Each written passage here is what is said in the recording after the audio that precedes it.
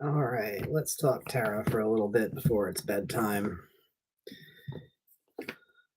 I live on a weird schedule. So, this is not going to be a standard tarot, of course. I'm using the Emily Lubanco tarot because I love it so much. But you should be able to use these techniques on any tarot deck whatsoever, so it shouldn't matter. First of all, if you don't want to shuffle, if you have a box like this, or if you just take the cards out in your hand, which will be easier for me to show you with, so I'll do that. If you just take the cards out with your hand, draw from whichever place you feel like, and that's the card. That is the card. I suggest fingertips down. So if you read with reversals, then this is a reversal. I know it's a reversal because of the fingertip thing. That's a good way to do it. And sometimes you might feel compelled to get the bottom card. Sometimes you might, go here, whatever. Every now and then you can shuffle them, but I've noticed I really don't need to because the cards tend to make it down here pretty fast. If you're drawing a lot of cards, they will get down there before you know it. And it's a fairly interesting drawing method because whenever you draw one, sometimes another card will sort of slide up with it, and that will basically be a hint to also read that card, the equivalent of a jumper. And just overall, I find it very convenient for doing impromptu readings, just grabbing a deck and going ahead and asking some questions. I don't really like having to shuffle every single time I read tarot cards. I don't find it a necessary component of the actual reading.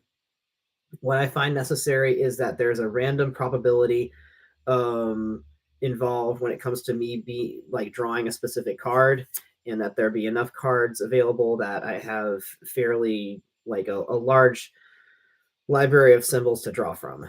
So that's just drawing the cards, eliminating the trouble of shuffling.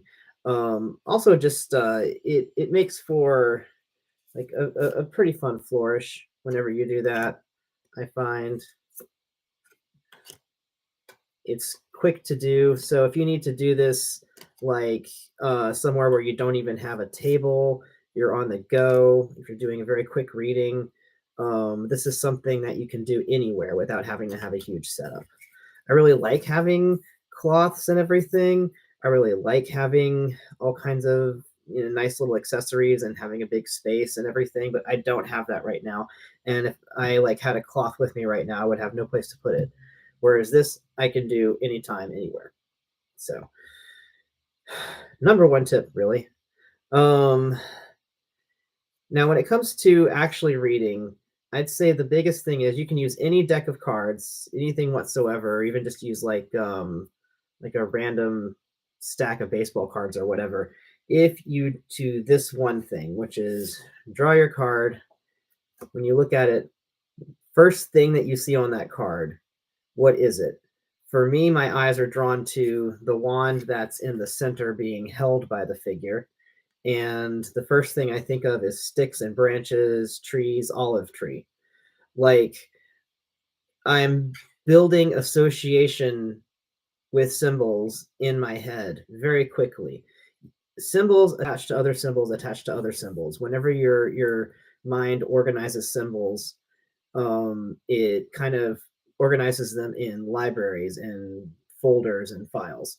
So you can easily kind of surf through these library of symbols in your head, and association will pull up something. I think that's like the number one thing. A lot of people get really afraid to read whenever they first get a deck. They've never read tarot before, and they think that they need to have memorized all of the different readings. They have to have read all of the little white book, and they have to know all those things and remember how to do them. And actually, you don't have to know any of those things for tarot specifically. Now, if this were Lenormand, yes, you have to know and memorize and learn everything. But since this is tarot, you can read symbols. And since you already know how to read symbols as a human being, you've gotten past that point in like child development where you learned languages and learned how to read numbers and time and all that stuff. You know how to read symbols, so you know how to read a tarot deck. It does, all the rest of the stuff doesn't matter. First symbol you see, I see a sword, it's pointing downward. Sword of Damocles. And like from here I would like start to like think, okay, whose head is the Sword of Damocles over, and what does that mean and why? Now the Ace of Swords, I know the basic meaning of the Ace of Swords and what it means whenever it's reversed, so I can apply that to the symbols that I'm reading. But if I read this purely as what would call an oracle deck, if I read only based on the symbols that I'm looking at, instead of using any of the knowledge that I have in my head when it comes to how tarot is supposed to work and what it's supposed to mean, then I could get a very full reading from that. Just taking the symbols and understanding what's connected to them. I think cage, like, you know, dove in a cage, bird in a cage first, before really even noticing the figure and all the blood.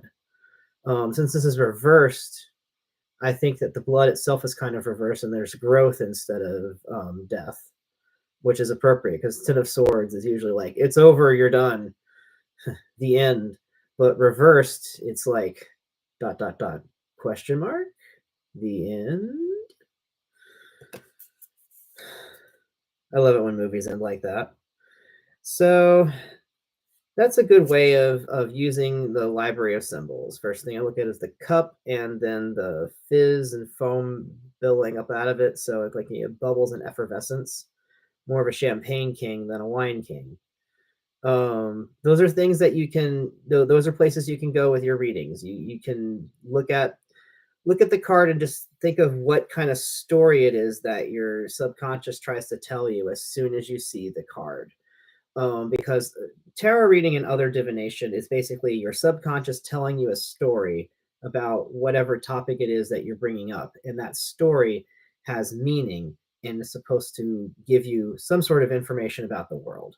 Usually you're trying to figure out what the future is or read someone's mind or something like that. But everything will always be a story. So just get used to telling stories using cards. And always remember that you could draw another card. If it starts to run out or you start to repeat yourself, it's like, okay, that card's done.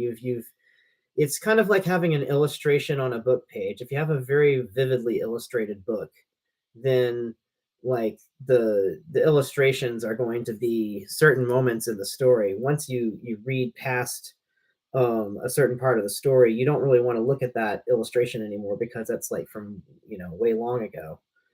It's like kind of whenever you have a book that has the illustrations not printed next to the part in the story that it's actually illustrating, that's so annoying.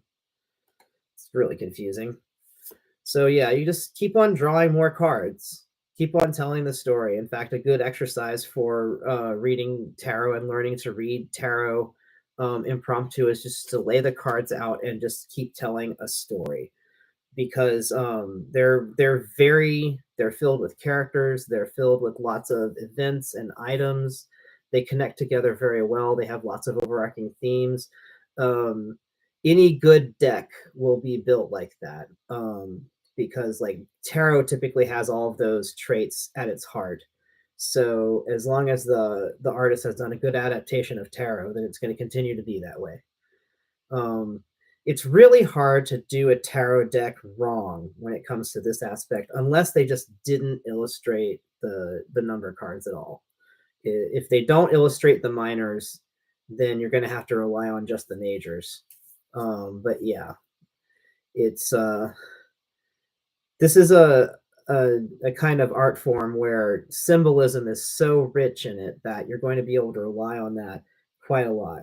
Now, one thing about numbers, there are so many numbers in tarot, and so you can actually rely on it for time and for other math type of stuff quite a lot more than you would expect. It may not always be precise, but tarot knows that tarot knows its own limitations. A tarot deck knows that it is a tarot deck, and therefore it only has 78 cards. It knows this about itself. It knows how to tell a story working around its own limitations. So if you ask it a question involving time or numbers or something, and it doesn't have those exact numbers available on a card or in a combination of cards, it'll figure out another way to tell you the answer. So let's ask like a really simple question. How many cups are on my desk? So um, we have card 19, the sun. Now I have 2 cups on my desk.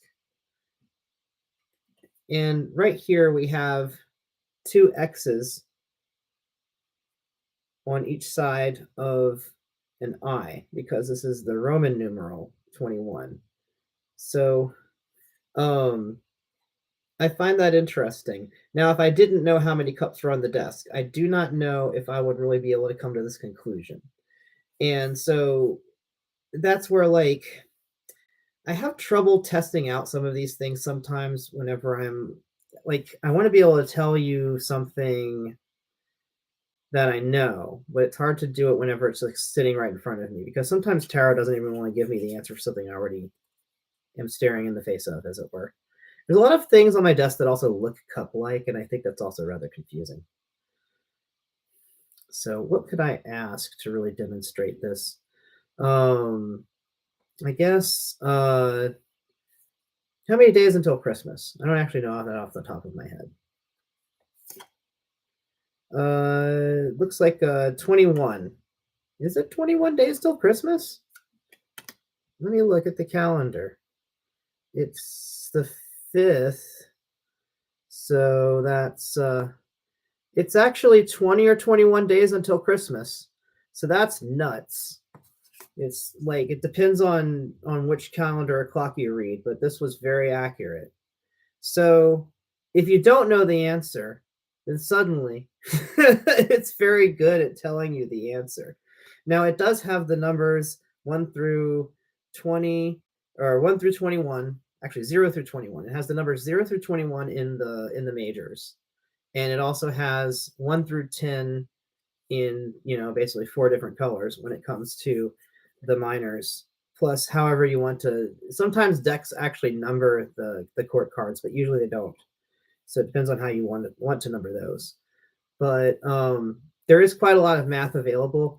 Something you might want to try is maybe pulling 4 different cards for 4 digits if you're looking for a year, or maybe just two digits if you know that it's going to be in the 2000s. And consider if you pull several different cards. For instance, if you ask once like how many days until this happens, and you pull like a 7 of wands, and then you ask again and you pull a 7 of swords. It repeated the 7, so it's pretty sure about the 7. And that's something that I find happens quite often is the repeating of numbers.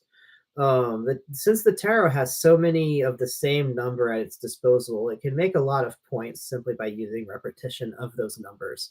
So even if you aren't asking number-based questions, pay attention to the numbers. It's kind of like angel numbers, except you don't even have to look up the meanings of the angel numbers. Although, again, if you regularly look up the meanings of angel numbers and you notice that your tarot cards repeat numbers a lot, go ahead and just look up the angel numbers. As long as you have a consistent means of verifying the info, not really verifying the info, but like a consistent means of assigning meaning to a symbol, and your subconscious knows that, and usually your subconscious knows anything that you know, then your subconscious will go ahead and use that means of communication with you via the tarot deck. That's my operative theory, at least.